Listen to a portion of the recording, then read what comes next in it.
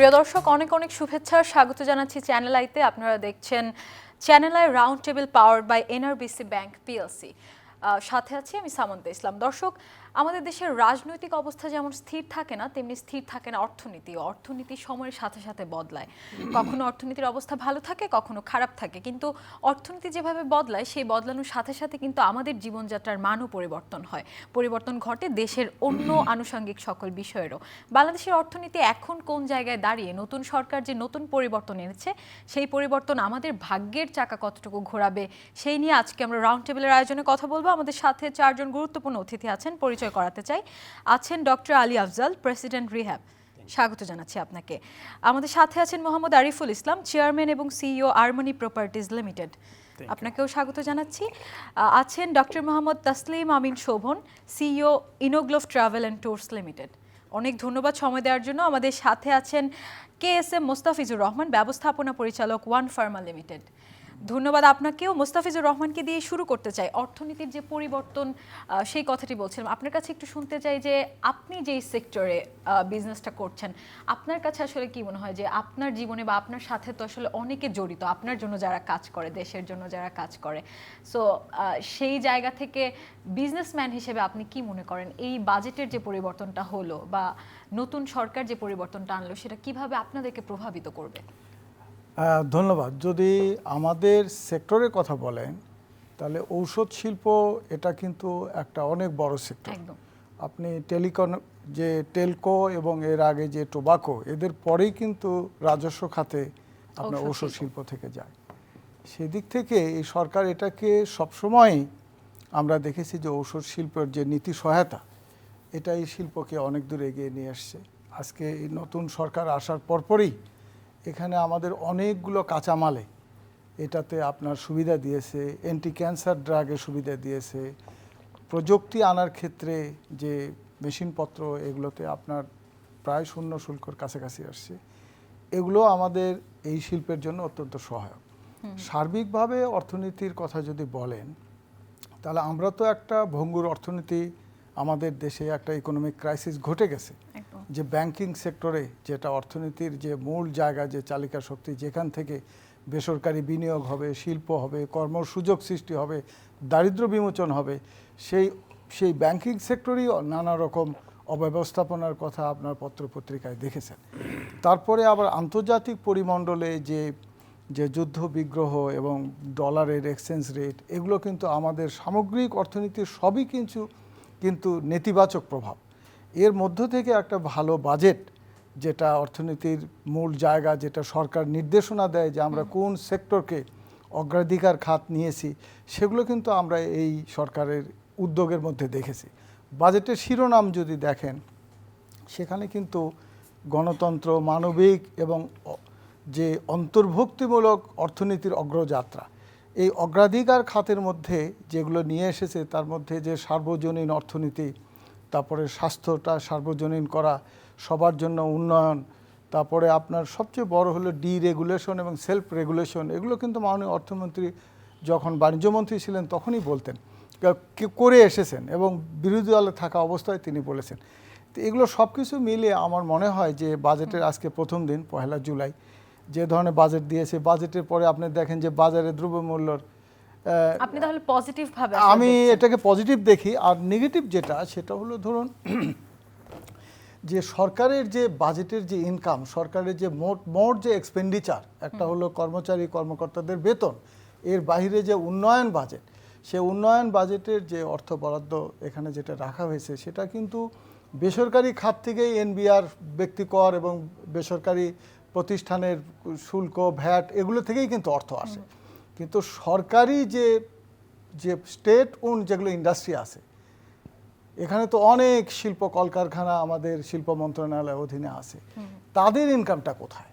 আপনি শুধু যে আমরা বেসরকারি খাতের যাদের কাছ থেকে ইনকাম, যে বাজেটের যে সিংহভাগ অর্থ এখান থেকে আসছে, 70% আসতেছে প্রাইভেট সেক্টর থেকে, তাহলে ওটাও তো একটা উৎপাদনশীল খাত, ব্যবসা বাণিজ্য শিল্প একটা কলকারখানা, ব্যালেন্স থাকতে হবে আসলে সেই জায়গাটা আমার একটা জি উদ্বিগ্ন আপনার কাছে জায়গা আবার আছে। আসবো আমরা ধন্যবাদ। ডক্টর আলী আফজালের কাছে যাই। আবাসন খাতের আসলে কি অবস্থা এখন, এবং ব্যয় বৃদ্ধির কারণে আমরা দেখতে পাই যে আসলে যাদেরকে আমরা তথাকথিত রিচ বলে থাকি তারাই একটার পর একটা বাড়ি নির্মাণ করছেন বা হাউজিং এর যে সুবিধাগুলো তারা পাচ্ছেন। মধ্যবিত্তদের জন্য কি আসলে নির্মাণটা কঠিন হয়ে পড়ছে কিনা আস্তে আস্তে? দেখুন, যে বাজেটটি আসছে, আমি প্রথম কথা বলতে চাই যে আমরা ব্যবসায়ীরা ভালো নেই। এই বাজেটে যে ট্যাক্স ভ্যাটের যে আমরা বারবার বলেছি যে আপনারা হরিজন্টালি বাড়ান, ভার্টিক্যালি যদি বাড়ানো হয় তাহলে আমরা যারা ট্যাক্স দিই তাদের উপরই চাপ বাড়ানো হবে, সেটাই করা হলো। আপনি এসএসসি বলেছেন, যেহেতু আমি র্যাব প্রেসিডেন্ট, এবং আপনি আবাসনের কথা বলেছেন। আবাসন সেক্টর নিয়ে আমি 1 মাস আপনাদের মিডিয়াতে অনেকে আমার কথা মুখস্থ হয়ে গেছে, আমি বারবার করে বলার চেষ্টা করেছি যে বাংলাদেশের আবাসন কিন্তু আর 5টা খাতের মতো নয়। মানুষের যে মৌলিক চাহিদা 5টা আছে, অন্ন, বস্ত্র, বাসস্থান, স্বাস্থ্য, শিক্ষা, আবাসন কিন্তু তার একটা। রাষ্ট্রের যেমন এদেশে 18 কোটি মানুষকে খাবার দিতে হবে, একই সাথে 18 কোটি মানুষকে কিন্তু মাথা গোঁজার ঠাঁই দেওয়া রাষ্ট্রের দায়িত্ব। সো এটা একটা এসেনশিয়াল খাত, এটাকে আর 5টা খাতের মতো মনে করলে চলবে না। এটাকে এখানে অনেকগুলো সমস্যা আগের থেকেই আছে। এক হচ্ছে যে আপনি দেখেন রেজিস্ট্রি খরচ 15%, আনবিলিভেবল, পৃথিবীর কোথাও নেই। আপনি দেখেন মালয়েশিয়াতে 5%, হংকংয়ে 4%, তারপরে আপনি চায়নাতে 5%, বাংলাদেশে 15%। আমরা বলেছিলাম যে আপনারা রেজিস্ট্রেশন খরচ কমান, বাট রাষ্ট্রের কিন্তু ইনকাম কমবে না।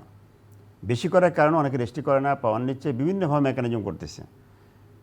এবং এই সাথে একটা লিগ্যাল ফ্রেমওয়ার্ক আমরা বলেছি যে রাষ্ট্র বলেছে ব্ল্যাক মানি, অপ্রদর্শিত অর্থ, বিভিন্ন ল্যাঙ্গুয়েজে বলা হচ্ছে। আমি বারবার বলেছি it is created by government, সরকার ইটসেলফ নিজে এটা ক্রিয়েট করেছে। আপনি দেখেন আমার কিন্তু হালাল টাকা, আমি বলেছি, আমাকে মিডিয়াকে যখন সংবোধন করেছে আমি বলেছি দেখেন আমি কিন্তু ব্ল্যাক মানি হোয়াইট করতে বলে নেই, আমার হালাল ইনকামের টাকা যা অপ্রদর্শিত রয়ে গেছে রাষ্ট্রের কারণে। একটা ফ্ল্যাট আপনি আমার কাছে কিনেছেন 1 কোটি টাকা দিয়ে, রাষ্ট্রের নির্ধারিত নিয়ম আছে, ওই এলাকাটা মৌজা রেট আছে, একই সাথে ওই এলাকাতে কিন্তু স্কোয়ার ফিটের একটা মূল্য আছে। এটা রাষ্ট্র নির্ধারিত রেটে আসলে 50 লাখ টাকা সে রেজিস্ট্রি করতে পারে। তাহলে 15% দিলে সে কত হচ্ছে, 7.5 লাখ টাকা দিয়ে সে রেজিস্ট্রি করবে, কিন্তু সে 2.5 কোটি সে লিখলো না। কিন্তু তাহলে কী হচ্ছে, আমি কিন্তু এটা হালাল টাকা, আমি ব্যবসা করেছি, আমার ফ্ল্যাট সেল করেছি, উনি ওনার বৈধ অবৈধ টাকা কিন্তু 2.5 কোটি সম্পত্তি নিয়ে গেলেন, কাগজ কিন্তু 50 লাখ টাকা। সরকার কী করে, বছরের শেষে আমরা যখন রিটার্ন দাখিল করি তখন কিন্তু গভর্নমেন্ট 2টা কাগজ দেখে, ক্রয় দলিল, বিক্রয় দলিল দেখে, তার মধ্যে লাভ বের করে। তাহলে এইটি একটা ফ্ল্যাটে দেখেন তাহলে কী হলো, 2 কোটি টাকা, আমি ব্যবসায়ী, আমার তো হালাল টাকা, ব্যবসার টাকা, কিন্তু অপ্রদর্শিত হয়ে গেল। এরকম করে আমার 1800 মেম্বারে সারা বাংলাদেশে সারা বছরের সেল যদি যোগ করি প্রায় 60,000 কোটি টাকা অপ্রদর্শিত থেকে যায়। আমরা সলিউশন বলেছিলাম যে আপনি সিম্পলি ট্যাক্সটাকে 3% করেন, আপনি 2.5 কোটি টাকা রেজিস্ট্রি করেন, দেখেন 50 লক্ষ টাকার 15% 7.5 লাখ টাকা, আর 2.5 কোটি যদি রেজিস্ট্রি করা হতো এবং 3% না হতো কিন্তু 7.5 লাখ গভর্নমেন্ট পাইতো। আমরা বলেছিলাম আপনি এটা অ্যাটলিস্ট 5% করেন, করে আপনি অ্যাকচুয়াল রেজিস্ট্রি হোক, তাহলে 2টা হতো। একটা হচ্ছে অপ্রদর্শিত অর্থ তৈরি হতো না দেশে। অনেকেই আমাদেরকে এটি নিয়ে আমাকে কোশ্চেন করেছে যে আপনি কীভাবে একজন ডক্টরেট মানুষ, বিজ্ঞানী মানুষ, অপ্রদর্শিত অর্থ আপনি কেন এটা নৈতিকভাবে সাপোর্ট করছেন? আমি নো, আমি এখানে ব্ল্যাক মানিকে সাপোর্ট করছি না, বাট আমি কাউন্টার কোশ্চেন করেছি রাষ্ট্রকে এবং মিডিয়াকে যে আপনি যদি পারমিশন না দেন তাহলে কী হবে সেটা আমাকে বলেন। এই যে 60,000 কোটি টাকা যে সিস্টেমের কারণে অপ্রদর্শিত থেকে গেল, আপনি অ্যালাউ না করেন তাহলে কিন্তু আবার বেগমগঞ্জ তৈরি হবে, বেগমপাড়া তৈরি হবে, এটা সব দেশে বাইরে চলে যাবে। সো তাতে বেটার হচ্ছে আপনি সিস্টেম করে তাকে অর্থনীতির মূলধারায় ফিরে আসতে দেন। এই বিষয়গুলো কিন্তু আমরা কথা বলেছি, বাট সরকার কর্ণপাত করে নাই। এই আপনি দেখেন যে বাজেটের আগেই ইরান এবং আমেরিকার যুদ্ধের কারণে আমাদের কনস্ট্রাকশন ম্যাটেরিয়ালের দাম বেড়েছে প্রায় 31% গড়ে। তো এরপরে বাজেটে যেটা হলো যে আমরা বলেছিলাম যে অ্যাটলিস্ট সিমেন্ট, রড আমাদের সাপোর্ট ইন্ডাস্ট্রির জন্য ট্যাক্স ভ্যাট না বাড়ানো হয়, সেখানে বাড়ানো হয়েছে। আমরা দেখি গড়ে প্রায় 11% বেড়েছে। তাহলে 11 আর 31 হচ্ছে 42%। তাহলে একটা প্রোডাক্টের দাম যদি আমার কনস্ট্রাকশন 42% বেড়ে যায় তাহলে কী করে সম্ভব আমাকে এই সেক্টরটা বাঁচায় রাখা? আরেকটি আমি অ্যাড করে দিচ্ছি আপনাকে, সেটা হচ্ছে যে আপনি দেখেন যে এই যে 42% দামটা বাড়লো, অন্য যে কোনো ইন্ডাস্ট্রি, আপনি একটা মোবাইল ফোন কিনতে যান, সিম্পল, এটা ওয়ান টাইম ডিল, বাট আমি চাইলে কিন্তু দাম বাড়াতে পারি না। যেমন যখনই দাম বেড়েছে তখন কিন্তু সিমেন্টের দাম বাড়ায় দিচ্ছে, তাদের সুযোগ আছে, কিন্তু আমি চাইলে কিন্তু আপনি আমার একটা ফ্ল্যাট কিনেছেন 4 বছরের কিস্তিতে, আপনি একটা সাইনি মানে দিয়েছেন, এরপরে আপনি 2 বছর কিস্তি দিয়েছেন, এখন যদি আপনাকে বলি যে আপনার 8,000 ফ্ল্যাট স্কোয়ার ফিটের ফ্ল্যাটটা এখন 13,000 পে করতে, আপনি কি রাজি হবেন? হ্যাঁ হুট করে পুরো আসলে সংঘাত বাড়ানো লেগে যায় দেবে, না। কিন্তু পুরো গন্ডগোল লেগে দেবে সেক্টরে। যার জন্য আমরা বলেছিলাম যে রাষ্ট্র উচিত, যেহেতু এটা একটা এসেনশিয়াল প্রোডাক্ট মানুষের জন্য, এখানে সাপোর্ট দেওয়া। যেমন সরকার কি তেলের দাম স্টেবল রাখে নাই এপ্রিল পর্যন্ত, একইভাবে তারা কিন্তু পারতো যে আবাসন খাত যেহেতু, তাহলে সাপোর্ট ইন্ডাস্ট্রিগুলোকে আমরা ট্যাক্স, ব্যাট, এসডি, এটি, এআইটি যেগুলো আছে এগুলো সাপোর্ট দিয়ে কিন্তু তারা এক স্টেবল রাখতে পারতো। আমরা একই ব্যাপারে একটু মোহাম্মদ আরিফুল ইসলামের কাছেও শুনি। আপনার কাছে আসলে কি মনে হয় এই প্রস্তাবে সরকার কেন রাজি হয়নি, এবং ঘরবাড়ির যে ট্যাক্স, ধরেন গ্রামের মধ্যে আসলে সব মানুষের কি বাসস্থানে সেই ট্যাক্সটা দিচ্ছে, আর বিজনেসম্যানরাও কতটুকু দিচ্ছে? অসংখ্য ধন্যবাদ চ্যানেল আইকে, স্পেশালি আপনাকে, যে আজকের রাউন্ড টেবিলে আমরা অর্থনীতি নিয়ে, আসলে অর্থনীতি আমরা নির্দিষ্ট যদি অর্থকে আমরাকে নীতি মনে করি, যেমন হয় টাকাটাই একটা নিয়মের ভিতরে তৈরি হয়, কোথাও থেকে তৈরি হয়, সবাই ভাগযোগ করে খাচ্ছে, আসলে এটা না। অর্থ কিন্তু তৈরি হয় অনেকগুলো ফাংশনের ভিতর থেকে। তো তার ভিতরে মানে আমরা যদি মৌলিক চাহিদা যে কয়টা ফাংশন বলি, এগুলো সবগুলোকে আমরা কিন্তু বাইসেল করতে গিয়ে অর্থনীতি বাড়ে বা কমে। তো এক্ষেত্রে আমরা আমাদের ডাক্তার আলী আফজাল স্যার সুন্দর একটা বিষয় বলছেন, যেহেতু সেই আমাদের আমি যেহেতু আরমানি প্রপার্টিস আমার প্রপার্টি বিজনেস, তার কথাগুলোই চলে আসে অনেক বিষয়। দেখেন, মৌলিক চাহিদার যে কয়টা বিষয়, আমরা যদি এই 18 কোটি মানুষকে এই মৌলিক চাহিদা প্রতিটা বিষয়কে যদি প্রপার ইউটিলাইজ করাই, তাহলে 18 কোটি মানুষের যে অর্থনীতি চাকা যে ঘোরার কথা, তাতে আমাদের কারোর কাছেই আসলে ঋণ চাওয়ার প্রয়োজন হয় না। যদি 18 কোটি মানুষের মাঝেই মৌলিক চাহিদার যে পণ্যগুলো, এগুলোকে যদি প্রপার ইউটিলাইজ করা যায়। দেখেন, আমি দেখছি যে দেশ স্বাধীন হওয়ার পরে পর্যন্ত মানে আবাসন খাতে আমাদের সাধারণ মানুষের জন্য কোনো বাজেট নেই। সরকারি কর্মচারী যারা, তাদের জন্য হয়তো বাজেট হয়, তাদের ঋণ দেওয়া হয়, তাদেরকে ফ্যাসিলিটি দেওয়া হয়, এটা কিন্তু একদম পার্সেন্টেজে খুবই কম সংখ্যা। এখন 18 কোটি মানুষ, তাদেরকে নিয়ে আবাসনের কোনো বাজেটই নেই, বা তাদের আবাসনের যে যারা কাজ করি, আমরা যারা উদ্যোক্তা হয়ে তাদের আবাসন ব্যবস্থার জন্য কাজ করি, আমাদেরকেও প্রপারলি যে ফ্যাসিলিটি এটা দেওয়া হচ্ছে না, বারবার আটকায় দেওয়া হচ্ছে। দেখেন স্যার যেটা বললেন, যেহেতু এই ডিপার্টমেন্টটা তার সামনে একদমই স্বচ্ছ, আমরা যাদের কাছে একটা ফ্ল্যাট বা একটা প্লট বুকিং করাইছি, তাকে বুঝাই দিতে গিয়ে 40% বা 30% প্রাইস আপ করা লাগছে, কস্টিং বাড়তেছে। কিন্তু তার যখন বুঝাই দিব, ওই সময় কিন্তু তাকে এটা আমি আর বোঝাতে পারবো না যে ভাই অর্থনীতির বিষয়। আমি যদি একটি রাজনৈতিক ব্যাপারের মধ্যে আনতে চাই, আসলে আমাদের তো জমি দখল বা টেন্ডারবাজি যা কিছুই বলে, রাজনীতিকে ঘিরে কিন্তু এই কনস্ট্রাকশনের ব্যাপারটা বা আবাসনের ব্যাপারটা খুব বেশি আবর্তিত হয়। তো সেই জায়গায় আসলে সরকার কিভাবে ভরসা রাখবে? দেখেন, আসলে রাজনীতি ইস্যুটা একটু পরে আসি। প্রথমত হলো যে আবাসন ব্যবস্থাটা সঠিকভাবে না হওয়াতে যে দুর্যোগগুলো হয়, একটা দুর্যোগকে মেনটেন করতে গিয়ে আপনি অর্থনীতি কিন্তু পুরো চাকাটাই এলোমেলো হয়ে যাবে। একটা ভূমিকম্পকে আজকে কন্ট্রোল করেন, একটা ভূমিকম্পের ভেনেজুয়েলায় যে ভূমিকম্প হলো, এই একটা ভূমিকম্পে যদি সে এটা রিকভারি করতে চায়, তাহলে তার অর্থনীতির কিন্তু সে ওই একটা ভূমিকম্পকে রিকভারি করতে গিয়ে কিন্তু তার অর্থনীতির চাকা আর ঘুরে আনতে পারবে না। আমাদের ঢাকার শহর যেভাবে গড়ে উঠছে, এখানে ওয়ান ওয়ে কোনো রোড নেই, রোডের সুব্যবস্থা নেই, আবাসনের যেই ফ্যাসিলিটি যেভাবে নগর পরিকল্পনা নেই, বিদায়ে আমরা একটা সময় গিয়ে বড় ধরনের একটা ধ্বংসের স্তূপে যেয়ে পড়বো, যখন অর্থনীতি চাকাটা আমাদের কারণেই আর ঘুরে আমাদের পক্ষে আসবে না, এটা বিপক্ষে চলে যাবে। দেখেন, রাজনীতি ইস্যু তো যেহেতু এত বড় একটি কমিউনিটি, 18 কোটি মানুষ, এখানে লিড দিচ্ছে মাত্র 1% মানুষ, 1%ও না, 1%-এ যেহেতু কম যদি ধরি, 0.5% মানুষ লিড দিচ্ছে। তো এই জায়গাটায় যদি একটা নিয়ম নীতির উপরে লিডিং থাকে, ব্যক্তির উপরে লিডিং না থাকে, একটা নিয়মের উপরে, যেমন আমরা উন্নত দেশগুলোতে দেখি যে একটা নিয়মের উপরে আবাসন, নিয়মের উপরে রেজিস্ট্রি, নিয়মের উপরে চার্জ, নিয়মের উপরে ফি, রেজিস্ট্রি ফি বা রেজিস্ট্রেশন ফি, সব কিছু একটা নিয়মের মাঝে, কোনো টেবিলকে প্রেশার দিতে হয় না বা টেবিলকে ইউজ করতে হয় না। তো এই নিয়মের উপর আসলে কিন্তু আপনার রাজনীতির কোনো প্রভাব আর পড়ে না।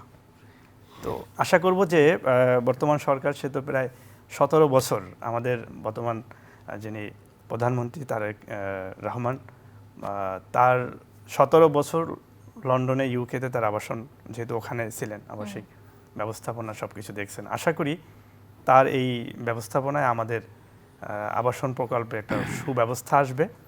এবং আশা করি যে রাজনৈতিক কোনো প্রভাব একটা একদমই তাই, বিল্ডিং বা আমাদেরও তাই প্রত্যাশা। ইনশাআল্লাহ। আমরা এবারে একটু ডক্টর মোহাম্মদ তাসলিম এবং শোভনের কাছে যাই। আমরা ঔষধ নিয়ে কথা বলছিলাম এবং আবাসন নিয়ে কথা বলছিলাম। আপনি নিশ্চয়ই এখানে বসে থেকে বুঝতে পেরেছেন দুটো এত ইম্পর্টেন্ট জিনিস এবং অর্থনীতিটা এমনভাবে ঘুরছে, সেই জায়গায় আসলে আমাদের ঘোরাঘুরির কি অবস্থা, পর্যটনদের কি অবস্থা?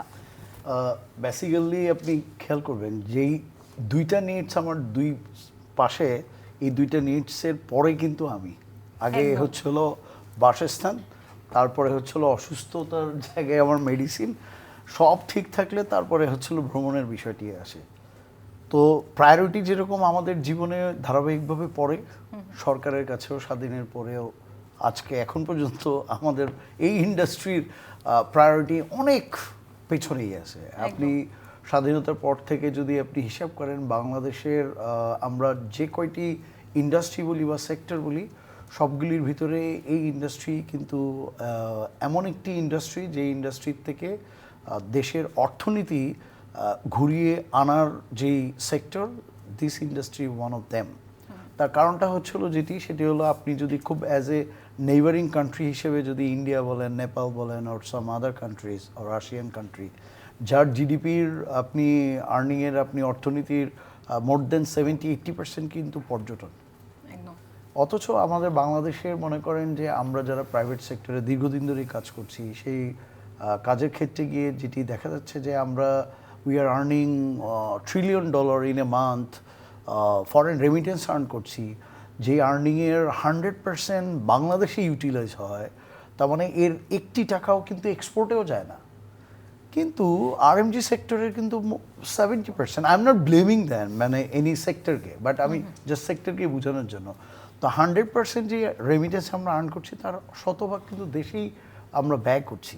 কিন্তু আমরা যেহেতু যা আর্ন করছি তার 100% এই সেক্টরে ব্যয় করছি, তাহলে সরকারের কিন্তু এই জায়গাটাতে আপনি যে কোনো ইনফ্রাস্ট্রাকচার বলেন, যে কোনো জায়গায় বলেন, যেই সাপোর্ট বা যেই জায়গাটির দরকার ছিল কখনোই নাই।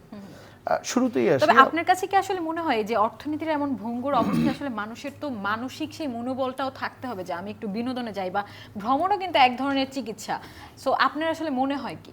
অফকোর্স আপনি করোনার ভিতরে আপনি চিন্তা করেন, করোনার ভিতরে আমরা সবাই বেশ কিছুদিন দীর্ঘদিন জেলখানার মতনই ছিলাম, কিন্তু বাংলাদেশের ডোমেস্টিক পর্যটনের যে পরিধি, যেটি আমি যদি ধরি যে আপনার 20 সালে আমাদের করোনা শুরু হলো, এর আগে যে পার্সেন্টেজ ছিল যে আমাদের 8 লক্ষ বা 9 লক্ষ পর্যটক দেশীয় পর্যটনের ভ্রমণ করতো, এটার স্ট্রেট সংখ্যাটা ডাবল হয়ে গিয়েছে। ওকে। তার মানে কি আমাদের মানুষের ভিতরে কিন্তু গত আপনি যদি 8-10 বছর ধরে ধরেন, তাহলে পর্যটনের কিন্তু একটা ট্রেন্ড আয় বাড়ার সাথে সাথে এটি আসলে বাড়ছে। জি, আবারও আপনার কাছে আমরা আসবো। আমরা এবারে আবার একটু মোস্তাফিজুর রহমানের কাছে যেতে চাই। আমরা ঔষধ নিয়ে তখন শুনছিলাম, কিন্তু আপনি তো আপনার গ্রুপটা আরো অনেক কিছুর সাথে জড়িত, সো আপনি কিন্তু অর্থনীতির পুরো অবস্থাটা আসলে বর্ণনা করতে পারেন। অন্যান্য ব্যবসার কথা যদি জিজ্ঞেস করি, সেগুলো আসলে কোন দিকে যাচ্ছে? গ্রামীণ অর্থনীতি বা এগ্রো ফার্মের কথা, ওগুলো ঠিক আছে, একটু পজিটিভিটির দিকে যাচ্ছে কিনা এই সরকারের আমলে? না, এখন পর্যন্ত সরকারের তো বাজেট তো আজকেই প্রথম। আপনি অর্থনীতিকে যদি বড় করতে চান, রাষ্ট্রের প্রধান কাজই হলো দেশের সম্পদ সৃষ্টি করা। একদম। সেটা আপনি লোন করে নিয়ে আসছেন, যদি লোন করে আনেন, লোনের অর্থের চেয়ে উৎপাদন এমন বাড়াতে হবে এবং রপ্তানি এমন বাড়াতে হবে যাতে লোন পরিশোধ করার মতো উদ্বৃত্ত আমার এই বিনিয়োগ থেকে আসে। সেই জায়গার থেকে যদি এই সরকারের তো ধরেন অগ্রাধিকার খাত চিহ্নিত করে দিয়েছে, কৃষিকে সুযোগ সুবিধা দিয়ে দিয়েছে, আবাসন খাতে আমাদের রেহাবের সম্মানিত সভাপতি মহোদয় যেগুলো তুলেছে এগুলো খুবই যৌক্তিক এবং একটার সাথে একটার সম্পর্ক আছে। অর্থনীতির মূল যোগানটা কোথা থেকে আসে, আমাদের অর্থনীতির উৎসটা, মূল শক্তিটা কোথায়, এটা যদি দেখেন সেটা হলো কৃষি। তাহলে কৃষিকে যদি বলি, কৃষি কি আমাদের স্বয়ংসম্পূর্ণ? আমার কৃষির উপকরণ আমার বিদেশ থেকে আমদানি করে আনতে হয়।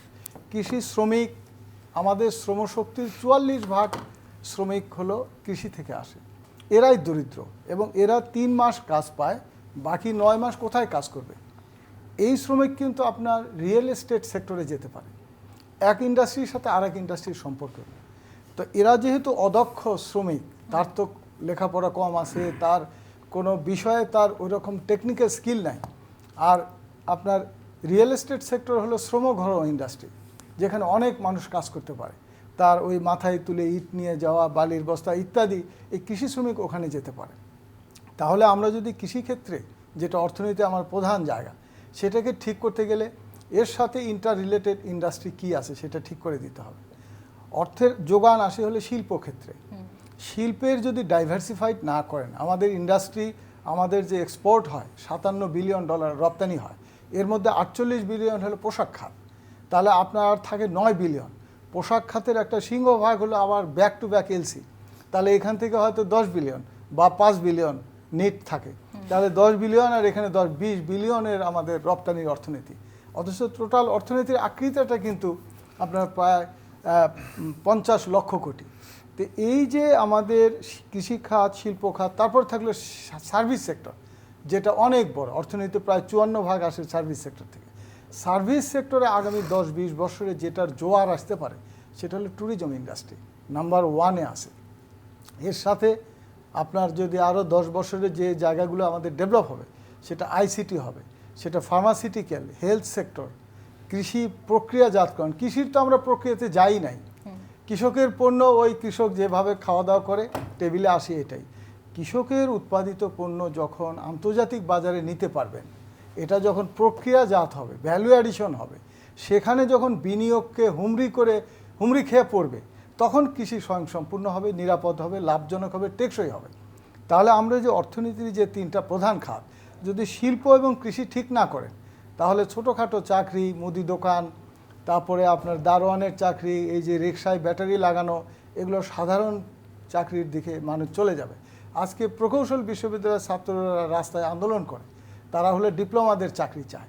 এই যে আপনার লক্ষ লক্ষ শিক্ষিত যুবক, কৃষিবিদ, ডাক্তার, ইঞ্জিনিয়ার, জেনারেলিস্ট, এতগুলো পাবলিক এবং প্রাইভেট ইউনিভার্সিটিতে যে গ্রাজুয়েট লক্ষ লক্ষ যুবক আপনার হলো শ্রমবাজারে আসতেছে, আপনি এদের কাজ দিবেন কোথায়?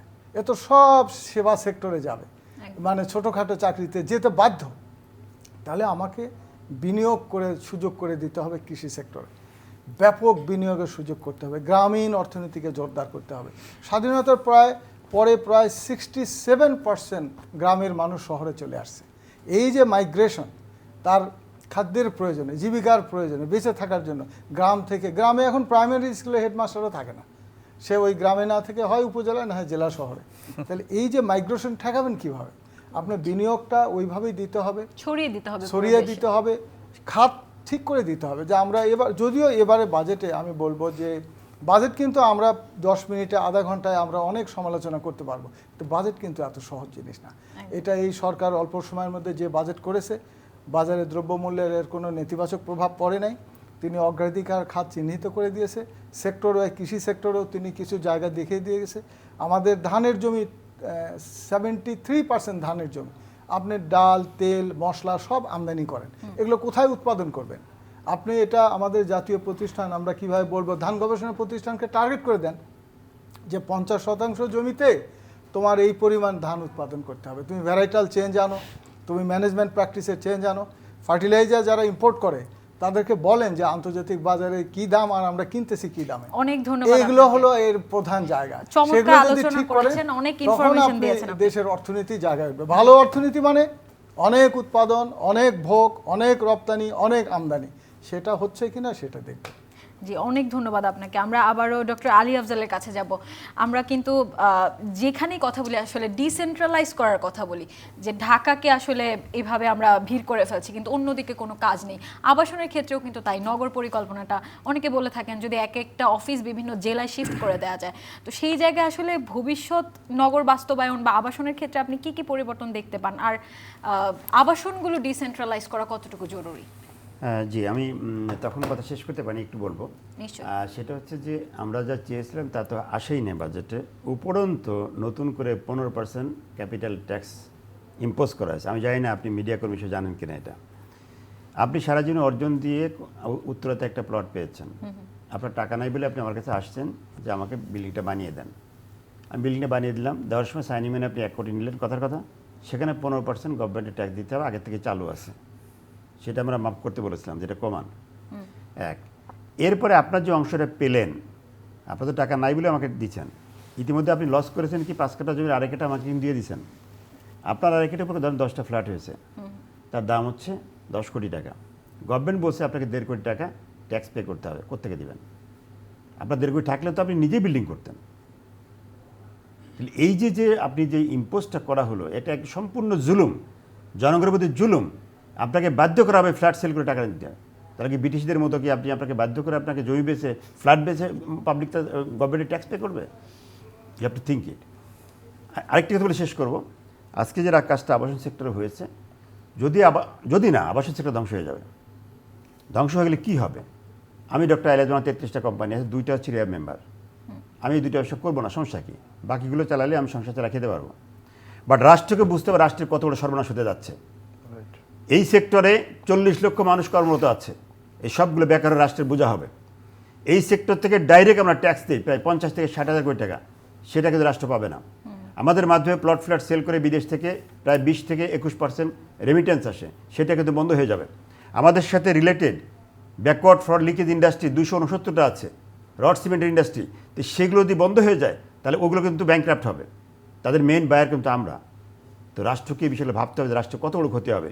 জিডিপিতে আমাদের সাপোর্ট ইন্ডাস্ট্রি সহ 14 বছর আমাদের কন্ট্রিবিউশন, তাহলে জিডিপিতে 14 কন্ট্রিবিউশন বন্ধ হয়ে যায় তাহলে অবস্থাটা কী দাঁড়াবে? রাষ্ট্রকে এটা ভাবতে হবে। তো এটা আমি আবাসন এই বিষয়টা বলে আমি আপনার কোশ্চেনে আসছি। আমরা ডিসেন্ট্রালাইজেশনে অনেক কথা বলেছি, তো ইটস এ পলিসির ব্যাপার আছে কিছু। কারণ আপনি সকল সুযোগ সুবিধা ঢাকায় দিয়ে রাখছেন। একজন মানুষের যে মৌলিক যে চাহিদা, তার চিকিৎসা লাগবে, তার শিক্ষা লাগবে, বাচ্চাদের এই সব সুযোগ সুবিধা ঢাকায় দিয়ে রাখছেন। আপনি এইগুলো ডিসেন্ট্রালাইজ করতে হবে। আমি দায়িত্ব পেয়েছি 2 মাস 7 দিন হয়েছে মাত্র। আমি বেসিক্যালি কৃষি বিজ্ঞানী, এই সেক্টরে মাত্র 2 মাস। এরপর আমি সিরিজ অফ মিটিং করেছি, এনবিআর সাথে মিটিং করেছি, মাননীয় প্রধানমন্ত্রীর সাথে 3বার মিটিং করেছি, আমরা অর্থমন্ত্রীকে সমানে পেয়ে চিঠি পাঠিয়েছি, প্রধানমন্ত্রীকে চিঠি পাঠিয়েছি, বাংলাদেশ ব্যাংকের গভর্নরের সাথে মিটিং করেছি, এনবিআর মিটিং করেছি। বাংলাদেশ ব্যাংকের গভর্নরের সাথে মিটিং করার সময় অনেকগুলো স্পেসিফিক পলিসি দিয়েছি ডিসেন্ট্রালাইজের। আপনি জোর করে করতে পারবেন না। আমি বললাম যে আপনারা দেখেন সারা দুনিয়াতেই 16% 15% ব্যাংক ইন্টারেস্ট দিয়ে কোনোভাবেই ব্যবসা করা সম্ভব না, পৃথিবীর কোথাও নাই। আপনারা ভাই ব্যবসা করেন জানেন, সত্য। জিপিএনপি আপনি বলেন কোনটা 16% আছে? ব্যাংকে 16% আপনি ব্যাংক ইন্টারেস্ট দিতে হয়, সেখানে ব্যবসা আমি কী করে খাবো? আমরা বললাম যে আপনি রিয়েল এস্টেট কাজ সিঙ্গেল ডিজিটে আসেন, সারা পৃথিবীতে করা হচ্ছে, কারণ এটা মানুষের এসেনশিয়াল নিডস, করা হয়নি। আরেকটি বুদ্ধি দিলাম যে একটা কাজ ডিসেন্ট্রালাইজ, উনি বলছেন যে ডিসেন্ট্রালাইজ কীভাবে করা যায়। আমরা সিম্পলি একটা কাজ করেন যে উপজেলায় বাড়ি করলে 1% ইন্টারেস্ট টাকা দেন, জেলায় বাড়ি করলে 2%, আর ঢাকায় করলে 9%। আপনি দেখবেন এই একটা বুদ্ধির কারণে অসংখ্য মানুষ সিদ্ধান্ত নেবে যে 1% টাকা পাচ্ছি ভাই উপজেলায় বাড়ি করবো, রিটায়ারমেন্টের পরে উপজেলায় থাকবো। ইটস এ পলিসি, সুন্দর একটা ইটস এ বিকল্প পলিসি। দিয়েছেন। আমরা কিন্তু স্পেসিফিক বলেছি ওনাকে। এরপর বলেছি দেখেন আমেরিকা 110 নাম ছিল। একটা দেশের কিন্তু ভালো আছে না খারাপ আছে জাজমেন্ট করতে তার রিয়েল এস্টেট সেক্টর দিয়ে। রিয়েল এস্টেট ভালো মানে দেশটা ভালো আছে।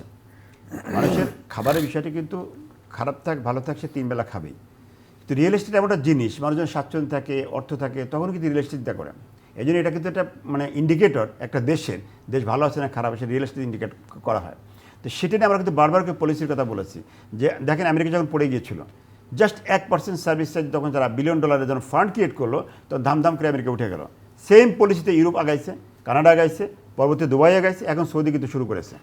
সো আমরা বাংলাদেশে কিন্তু সেটা গুরুত্ব দিচ্ছি না। অনেক ধন্যবাদ আপনাকে। কয়েকটা কৌশল অবলম্বন করলে আসলে আমরা একটা ব্যালেন্স অবস্থায় আসতে পারবো।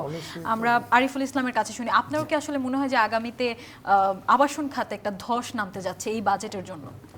যদি আমরা এই ডিসিশনের উপরে স্থির থাকি তাহলে অবশ্যই আমাদের ধস আসবে। তবে আমরা যদি পরিবর্তন আনতে পারি, পরিবর্তন তো অবশ্যই আনার সুযোগ আছে। যেমন আমি লাস্ট একটা উদাহরণ দেই। গত মাসে আমাদের ইপিবি থেকে বাংলাদেশের চায়নাতে একটি ফেয়ারে আমরা অংশগ্রহণ করি। তো আমি এই ফেয়ারে অংশগ্রহণ করলাম, তো ওখানে দেখলাম যে আমাদেরকে ফেয়ার সুযোগ দিচ্ছেন সাউথ এশিয়ার সকল কান্ট্রি ফেয়ারের সুযোগ দিচ্ছেন।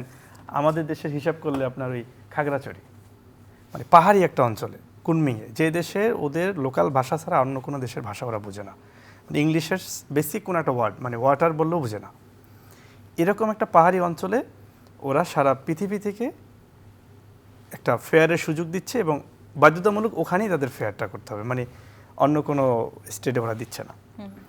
ওখানে গিয়ে আমরা একটা বিষয় দেখলাম যে আসলে পাহাড়ে যেসব আমাদের দেশের পাহাড়ি মানুষগুলো যেরকম পাহাড়ে বাস করে, ওই কুনমিংয়ের পাহাড়ি মানুষগুলোকে তারা ওই ফেয়ার যেখানে সাউথ এশিয়ার যে ফেয়ারটা হয়েছে এর আশেপাশে আবাসন ব্যবস্থা সরকার করে দিচ্ছে।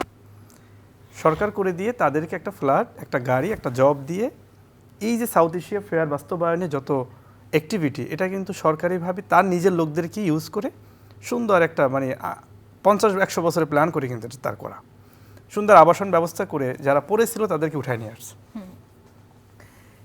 ভাইয়া যে বিষয়টা বললেন যে আসলে ডিসেন্ট্রালাইজ সিস্টেমটা হলো আপনি যদি অঞ্চলকে ডেভেলপ না করেন, আপনি যদি এক ঢাকায় 16 কোটি মানুষকে আবাসন ব্যবস্থা দেন, এক ঢাকায় যদি সকল ফ্যাসিলিটির দিকে আপনি সুযোগ রাখেন, মানে সুযোগটা এখানে রাখা মানে এখানেই সবাই আসবে। আমরা এটাকে যেমন কৃষিখাত একটা বড় খাত, কৃষিখাতেই যদি আমরা আবাসন ব্যবস্থার সাথে যুক্ত করে সরকারিভাবে উদ্যোগ নিয়ে যে কৃষিখাতে যারা বিনিয়োগ করবে বা কৃষিখাতে যারা কাজ করবে তাদেরকে যদি এক্সট্রা আবাসনের উপরে লোন দিয়ে তাদের লোকাল জোনগুলোতে তাদের আবাসন ব্যবস্থা করে দেয়, ঢাকায় না দিয়ে, মানে সরকারিভাবে ফ্ল্যাট করার সুযোগ ঢাকায় না দিয়ে যদি আমরা সেটা একদম রুট লেভেল পর্যায়ে ব্যবস্থা করে দিলে কিন্তু সবাই স্বাভাবিকভাবেই সেখানে থাকতে উদ্বুদ্ধ হবে। এখন এটা হলো কি আমরা আলোচনায় না রেখে আমরা খুব শীঘ্রই এটাকে বাস্তবায়নে না গেলে আমরা স্বাধীন হয়েছি, আমরা পরাধীন থেকে যাব, মানে আমরা একটা জটলার মাঝে থেকে যাব। একদম, এবং আমাদের পুরো দেশের কোনো জায়গাও তো আমাদের কাজে লাগছে না, কাজে লাগছে না। দেখেন জায়গা কিন্তু আছে অনেক, কিন্তু প্রপার ইউটিলাইজ হচ্ছে না। এই ক্ষেত্রে আশা করব যে যেহেতু ডাক্তার আলী আফজাল ভাই তার একটা টার্ম আছে, সে যেহেতু এটা সিরিয়াস, আমাদেরকে নিয়ে বা একটু বোর্ড মিটিংয়ের আলোচনায় বারবার নিয়ে এসে এটাকে ডিসেন্ট্রালাইজ করার ওয়েটা, নীতি নির্ধারণী জায়গায় যেন পরিবর্তন আসে, একটা ওয়ে তৈরি করে নেওয়া, মানে তৈরি করে বাস্তবায়ন করার ক্ষেত্রে আমাদেরকে সহযোগী হিসাবে পাবেন ইনশাল্লাহ। আমরা আবাসনে কাজ করছি, আরমানি গ্রুপ, আরমানি প্রপার্টিস লিমিটেডের প্রায় 36,000 অ্যাপার্টমেন্ট প্রজেক্ট নিয়ে আমরা লোল্যান্ড আমরা ম্যানেজমেন্ট শেষ করেছি। এই যে 36,000 অ্যাপার্টমেন্ট মানে 36,000 ম্যানকে আমরা এটাকে হস্তান্তর করব। তো এই ম্যানদেরকে আমরা যেটা অলরেডি ক্রাইসিসে পড়ে যাচ্ছি, যে যেই প্রাইজে আমি তাকে অফার করছি ওই প্রাইজে আমি কিন্তু তাকে হস্তান্তর করতে পারবো না। অনেক ধন্যবাদ আপনাকে। এই জায়গাগুলোতে আমরা এখনো যদি সচেতন না হই, আমরা একটা বড় ধরনের ধসে আসবো। আসলে ডক্টর মোহাম্মদ তাসলিম, আমি শোভনকে দিয়ে শেষ করব। আমাদের যে আন্তর্জাতিক ট্যুরিস্ট স্পটসগুলো, সেখানে যারা আসছে, আমরা অনেকদিন পর পর অনেক কিছু অভিযোগ শুনতে পাই, বা আগে যদি আমরা তাকাই মানুষ এসে যত সেফ ফিল করতো, এখন কিন্তু সেগুলো হচ্ছে না। বা আপনি বলেছেন যে করোনার পর থেকে এখন ট্যুরের সংখ্যা অনেক বেড়েছে, মানুষ অনেক ঘুরতে যাচ্ছে। ভবিষ্যতে আসলে এই ব্যয়টা কতটুকু বাড়বে বা বাংলাদেশটা কতটুকু সেফ? এবং আমরা দেখতে পাচ্ছি যে পাহাড় কেটে রাস্তা করা হচ্ছে, বা সাজেকের কথা যদি আমরা বলি, বাংলাদেশের যেসব জায়গায় আসলে এমন কেন্দ্রগুলো রয়েছে সেখানে নেচারের কথাটা কতটুকু ভাবা হচ্ছে, এবং আমরা সাস্টেনেবল ওয়েতে আসলে আমাদের পর্যটক যে ব্যবস্থাটা সেটা মেনটেন করতে পারছি কিনা? কিছু সংখ্যক মানুষ আমরা সেটা মেনটেন করছি, কিন্তু এটি কেন এরকম হচ্ছে তার প্রধান কারণই হচ্ছিল we don't have any master plan.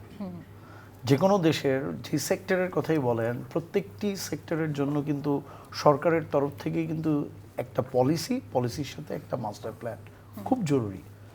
আপনি মানে কি বলবো, আবাসনের অবস্থা যেরকম আমাদের অবস্থাও একই। সরকার কি তাহলে গুরুত্বপূর্ণ মনে করছে না? না, কোনোভাবেই না। কিভাবে আপনাকে বাজেটের বিষয়ে আসি, আপনি যেহেতু অর্থনীতির বিষয়ে বলছেন, আমাদের এবছরে বাজেট দিয়েছে 1800 কোটি টাকা, অথচ আপনি tourism, hospitality, aviation, this is the second largest industry for in this world, all world. তো বাংলাদেশের একটা পর্যটনের যে সেক্টর, তার 1800 কোটি টাকা দেওয়ার ভেতরে সিংহভাগ মোর দ্যান 80% চলে যায় এভিয়েশন খাতে।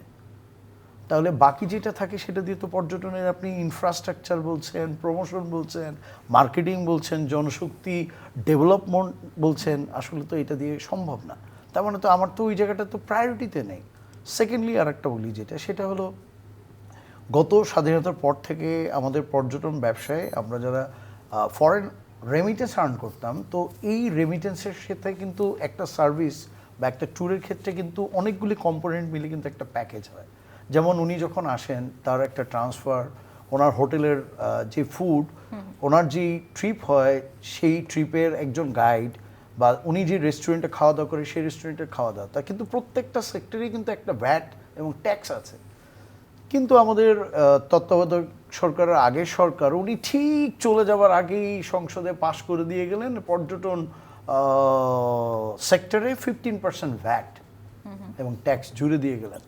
তার মানে আমরা ডাবল ভ্যাটটা দেওয়া হচ্ছে। এক্স্যাক্টলি, মানে ডাবলেরও ডাবলই কিন্তু হচ্ছে, মানে আমরা সমস্ত জায়গায় ভ্যাট দিচ্ছি, তার সাথে আবার ওই 15%ও দিলেন। তো যাই হোক, এখন বিষয়টা হলো যেটা, সেটা হলো যে আমাদের আপনার কোশ্চেনে আসছি তার আগে একটু অল্প করে বলি যেটা, সেটা হলো এবারের বাজেটের কিছু জিনিস আসলেই সাধুবাদ জানানোর মতন। আপনি হেলথ সেক্টর বলেন বা কিছু স্পেসিফিক জায়গায় যেটা কখনোই আমরা দীর্ঘদিন দেখি নাই, সেটা আমার কাছে যেটা মনে হলো যে ম্যাটেরিয়ালস নিয়ে ইতিমধ্যে উনি বলেছেন যে কিছু জায়গায় হয়েছে, কিন্তু আবাসনের মতন এরকম একটা ইম্পর্টেন্ট বলেন বা পর্যটন বলেন, আপনি পর্যটন কিন্তু মানুষের আসলেই কিন্তু মেন্টাল হেলথ কিন্তু ইয়ে করে সাইকোলজিক্যালি। ইভেন দো গ্লোবালি আপনি যদি আমরা পড়াশোনা করে যাই দেখেছি, মানুষের এটা কিন্তু আসলে মেন্টাল হেলথ। দেশের অবস্থা যদি আমরা দেখি, ঢাকায় তো আসলে নিঃশ্বাস নেওয়ার মতো কোনো জায়গা নেই, সো ঘুরতে তো আপনার যেতেই হবে। আর এই যে পরিবেশের যে ব্যাপারটা বললেন, সেটা হলো যে অ্যাবসলিউটলি মনে করেন যে আমাদের যে সম্ভাবনা বলে, আপনি কক্সবাজার বলেন, সুন্দরবন বলেন বা যাই বলেন, প্রত্যেকটা জিনিস কিন্তু সরকার কি করতে হয়, আমাদেরকে একটা প্রোডাক্ট ডেভেলপ করতে হয়, তার ইনফ্রাস্ট্রাকচার ডেভেলপ করতে হয়, তার ওই জায়গাটার ইউটিলাইজ বা প্রমোশন বা ওই জায়গাটার জন্য একটা রুলস অ্যান্ড রেজুলেশন থাকতে হয়। কিন্তু আসলে সরকারের থেকে মনে করেন যে নাম কাওয়াস্তে কোনোভাবেই আছে, সেটা আসলে ওইভাবে নাই। যার কারণেই মনে করেন যে যারা খুব সিরিয়াস ব্যবসায়ী, তারা কিছু সংখ্যক মানুষ চেষ্টা করছে এটাকে রক্ষণাবেক্ষণ করতে, কিন্তু কিছু নীতি নির্ধারকের বাইরে যেসব মানুষজন আসছেন, তারা এটাকে ডিস্ট্রয় করার চেষ্টা করে। এবং আমার মনে হয় আরো বেশি সমস্যা হবে যারা নতুন আসলে এই সেক্টরে যেতে চায়, যারা উদ্যোক্তা হতে চায়, তারা তো ভয়েই যাবে না যে আসলে কি হবে। হয়তো অবশ্যই আমাদের নেক্সট জেনারেশন তো ইতিমধ্যে হাজার হাজার কোটি টাকা ইনভেস্ট করেছেন, তারা তো আসলে কোনো কুল কিনারা খুঁজে পায় না। তো পরের জি, অনেক ধন্যবাদ। আমরা আয়োজনের শেষ পর্যায়ে চলে এসেছি। আমরা একটা একটা করে প্রশ্ন দিয়ে সবাইকে শেষ করব, এক কথায় উত্তর জানতে চাই। আমরা প্রথমেই যেতে চাই আলী আফজালের কাছে, যে কেমন সম্ভাবনা আসলে আপনি দেখতে পাচ্ছেন এই বাজেটে, এক কথায় যদি বলেন। প্রথম কথা হচ্ছে যে গভর্নমেন্টের জন্য বিগ চ্যালেঞ্জ, কারণ এটা একটা বিগত পতিত স্বৈরাচার এদেশের ব্যাংকিং সিস্টেম ধ্বংস করেছে, লক্ষ লক্ষ টাকা তছরুপ করেছে, নন ব্যাংকিং প্রতিষ্ঠান ধ্বংস হয়েছে, প্রাইভেট পাবলিক সমস্ত ইনস্টিটিউট ধ্বংস হয়েছে, ইভেন আমাদের ট্রেড বোর্ডগুলো নষ্ট হয়েছে। ইটস এ বিগ চ্যালেঞ্জ আমি বলবো বাজেটের জন্য। সবচেয়ে বড় কথা হচ্ছে প্রাইভেট সেক্টর যদি ইনভেস্টমেন্ট যদি না বাড়ে, কখনোই প্রাইভেট সেক্টর বড় হবে না। এই মুহূর্তে বাংলাদেশের 7 কোটি তারুণ্যের শক্তি, অনেক দেশের পপুলেশনের থেকে বেশি। এই তারুণ্যের শক্তির অর্ধেক কিন্তু জব নেই, জবলেস। সরকারের পক্ষে 3 কোটি ছাত্রকে চাকরি দেওয়া সম্ভব নয় যদি প্রাইভেট সেক্টর ইনভেস্টমেন্ট না বাড়ে। বিগত 2.5 বছরের ডেটা আপনাকে বলছি, 4.9 অনলি প্রাইভেট সেক্টর ইনভেস্টমেন্ট। এই বাজেটও দেখেন বিশাল অঙ্কের মানে ঘাটতি বাজেট করা হয়েছে, যেটা পূরণ করা হবে ব্যাংক থেকে অথবা বিদেশের কোনো সোর্স থেকে। তাহলে প্রাইভেট সেক্টর লোন পাবে কোথায়, সেখানে ইনভেস্টমেন্ট আসবে কোত্থেকে? আর প্রাইভেট সেক্টর যদি ইনভেস্টমেন্ট না আসে, তাহলে প্রাইভেট সেক্টর গ্রোথ হবে না, প্রাইভেট সেক্টর বড় হবে না, কর্মসংস্থান তৈরি হবে না। তো এই জায়গাটা আমি মনে করি সরকারকে অ্যাড্রেস করা উচিত।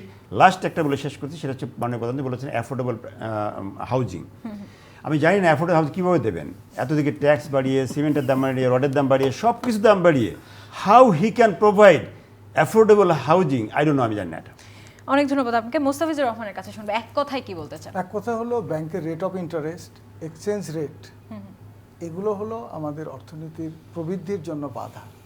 তা আপনি যদি ইনফ্লেশনকে কমানোর জন্য যেমন সরকার উদ্যোগ নিয়েছে, ব্যাংকের রেট অফ ইন্টারেস্ট এবং এই যে আর হলো আপনার যে ওই রেট অফ ইন্টারেস্টটা কমানো আর স্থিতিশীল অর্থনীতির জন্য যেগুলো ফ্যাক্টর দায়ী, যে ব্যাংকের রেট অফ ইন্টারেস্ট বেশি থাকলে আমি ব্যাংক থেকে টাকা নিয়ে এসে যেমন রিয়েল এস্টেট করতে পারছে না, ট্যুরিজম করতে পারছে না, এটাকে কমাতে হবে। আর এর পাশাপাশি ডলার যেহেতু আমদানি নির্ভর অর্থনীতি, আমাদের $100 বিলিয়ন ইম্পোর্ট করতে হয় বছরে, আপনি ডলারের এক্সচেঞ্জ রেট কমাতে হবে। এটা হলো প্রধান জায়গা। এটা কমালে ধীরে ধীরে বিনিয়োগ বাড়বে, কর্মসুযোগ সৃষ্টি হবে, মানুষের ক্রয় ক্ষমতা বাড়বে, অর্থনীতির আকৃতি বড় হবে, মানুষ ট্যুরিজমে যাবে, বাড়িঘর কিনবে, অনেক খাবার খাবে, কৃষি প্রবৃদ্ধি হবে, সমস্ত জায়গায় সুবাতাস বইবে। এগুলো প্রধান জায়গা। একদম। আরিফুল ইসলাম, কি অর্থনীতির সবচেয়ে বড় চ্যালেঞ্জটা এখন কি? সর্বপ্রথম আমি যেটা বলবো যে যিনি বর্তমান বাংলাদেশ সরকার, বাংলাদেশ মাননীয় প্রধানমন্ত্রী তারেক রহমান, তার তো একটা লক্ষ্য আছে এই বাজেটের, যে আসলে সে কোথায় এক্সিটটা বা তার একটা ভালো সাকসেস সে আমাদেরকে দিবে।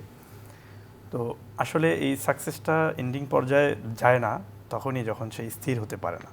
আমাদের দেশের রাষ্ট্র ব্যবস্থায় স্থির হওয়াটা খুব বেশি জরুরি। আমি একটা বাজেট নিয়ে সুন্দর কাজ গুছিয়ে রেডি করলাম, ঠিক আমাকে আবার পড়ে যেতে হলো।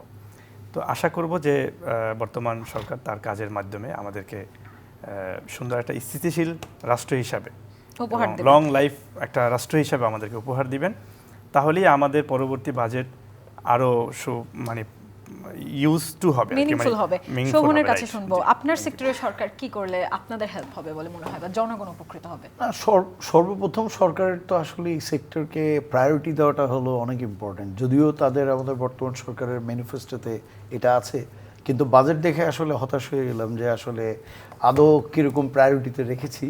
বাট তারপরও আশাবাদী এই কারণেই, তার কারণ হচ্ছিল বর্তমান সরকারের ভেতরে কিছু পজিটিভ জিনিস দেখা যাচ্ছে।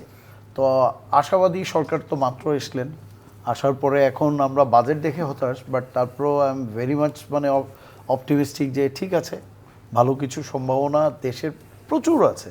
অর্থনীতির ক্ষেত্রে বাংলাদেশের পর্যটন কী পরিমাণে যে অর্থনীতি ঘুরিয়ে আপনার জিডিপিতে কন্ট্রিবিউট করতে পারে, এটা we know and we have seen our as a neighbouring country. তো এটা সম্ভাবনা অনেক বেশি, কিন্তু বিষয়টা হলো সর্বপ্রথম যেটি বাজেট, আর বাজেটের সাথে প্রপার মাস্টার প্ল্যান দরকার। অনেক ধন্যবাদ আপনাদের চারজনকেই গুরুত্বপূর্ণ সময় আমাদেরকে দেওয়ার জন্য। প্রিয় দর্শক, আপনাদেরকেও ধন্যবাদ জানাচ্ছি যারা এতক্ষণ আমাদের সাথে ছিলেন। আপনারা দেখছিলেন এনআরবিসি ব্যাংক পিএলসি চ্যানেলের রাউন্ড টেবিল। আশা করছি আমাদের এই আয়োজন থেকে আপনারা অনেক কিছু জেনেছেন, বুঝেছেন, এবং আমরা বারবারই আসলে ঢাকাকে ডিসেন্ট্রালাইজ করার কথা বলি, কারণ এখন এই সমস্যাটি আমাদের সবচেয়ে বড় সমস্যা, এবং আমাদের মনে হয় যে দেশের সব জায়গায় আসলে সব কিছু ভাগ করে দিলে বা একটি ব্যালেন্স অবস্থায় আসলে আমরা আরও একটি সুন্দর দেশ পেতে পারি, এবং দেশের প্রত্যেকটা সেক্টর গুরুত্বপূর্ণ। সব সেক্টরে, সব বাজেটে, সব কিছুতে সরকার যেন মনোনিবেশ করে, সেই প্রত্যাশা আপনাদের সুস্থতা ও মঙ্গল কামনা করে আজকের মতো বিদায় নিচ্ছি।